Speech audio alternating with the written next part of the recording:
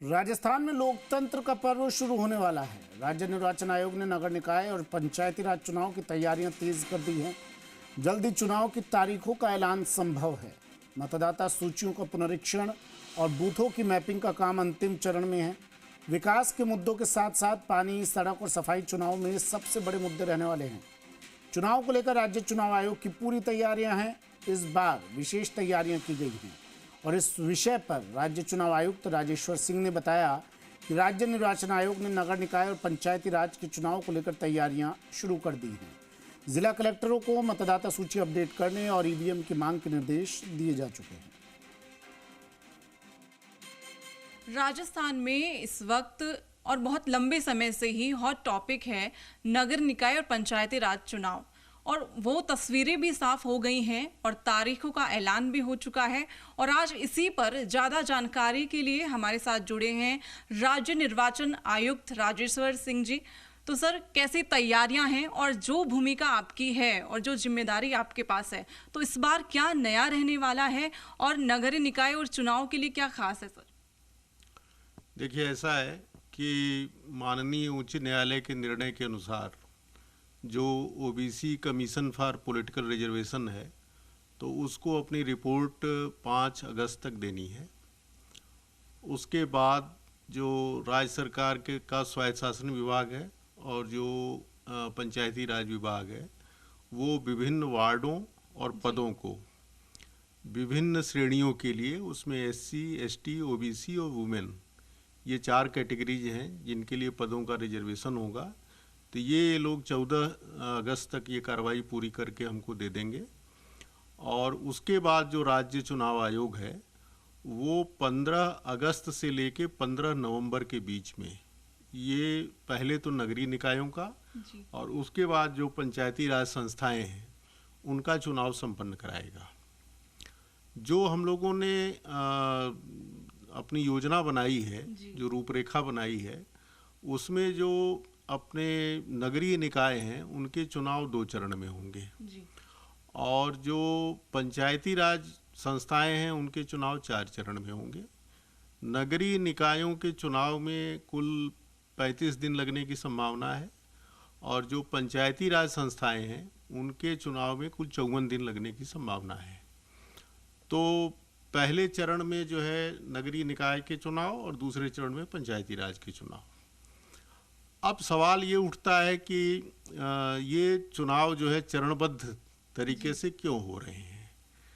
तो इसके जवाब में मैं इसको स्पष्ट कर देना चाहूँगा कि नगरीय निकाय के एक चरण के लिए हमको लगभग जो है 60,000 तो चाहिए राज्य कर्मचारी और 50,000 चाहिए पुलिस कर्मचारी। उसी तरह पंचायती राज चुनाव के एक चरण के लिए हमको 80,000 चाहिए राज्य कर्मचारी और 70,000 चाहिए पुलिस कर्मचारी। फिर नगरीय निकाय के जो चुनाव होते हैं वो एक दिन में एक सदस्य के एक पद के लिए होते हैं, जबकि जो ग्रामीण क्षेत्र के पंचायती राज संस्थाओं के चुनाव हैं वो एक दिन में 4 पदों के लिए चुनाव होते हैं। उसमें सरपंच का चुनाव, वार्ड पंच का चुनाव, पंचायत समिति का सदस्य का चुनाव और जिला परिषद सदस्य का चुनाव। तो ये 4 पदों के लिए एक साथ वोट पड़ते हैं। तो ये थोड़ा जटिल प्रक्रिया है, थोड़ी व्यापक प्रक्रिया है। बिल्कुल जटिल है, लेकिन आपकी योजना बिल्कुल इसको सफल भी बनाएंगे और शांतिपूर्ण तरीके से है चुनाव हो, ये भी कोशिश रहती है। तो सर, क्या इस बार नवाचार किए गए हैं आपकी तरफ से, आयोग की तरफ से, कि इस बार चुनाव में कुछ नए नवाचार भी देखने को मिलेंगे?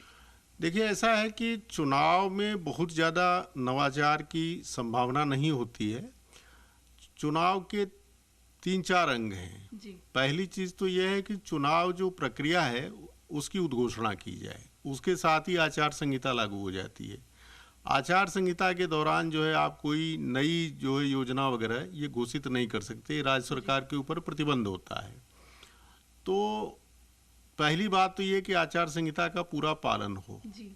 दूसरा ये कि जो कानून व्यवस्था की स्थिति है वो जो है सुदृढ़ होनी चाहिए, ताकि लोग भयमुक्त वातावरण में और शांतिपूर्ण वातावरण में अपना मतदान कार्य संपन्न कर सकें। तो उसके लिए हमने जो जिला कलेक्टर हैं और जो जिला पुलिस अधीक्षक हैं उनको ये कहा है कि जो क्रिटिकल और सेंसिटिव मतदान केंद्र हैं उनकी सूची जो है वो पहले से तैयार कर लें।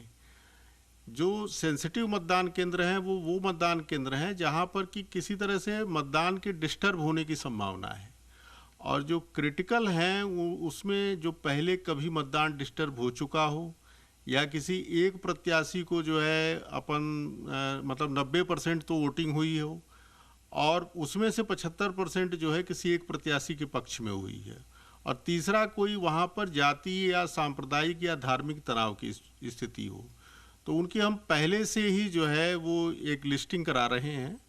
और हमने आगामी जो है अपने 6 अगस्त को जिला कलेक्टर्स और जिला पुलिस अधीक्षक लोगों के साथ एक वीसी भी रखी है, वीडियो कॉन्फ्रेंस रखी है, जिसमें हम लॉ एंड ऑर्डर से संबंधित जितने बिंदु हैं तो उनका जो है वो समीक्षा करेंगे और उनको अपनी तरफ से मार्गदर्शन देंगे। कैमरा पर्सन विजय के साथ नेहा जोशी, जी मीडिया, जय।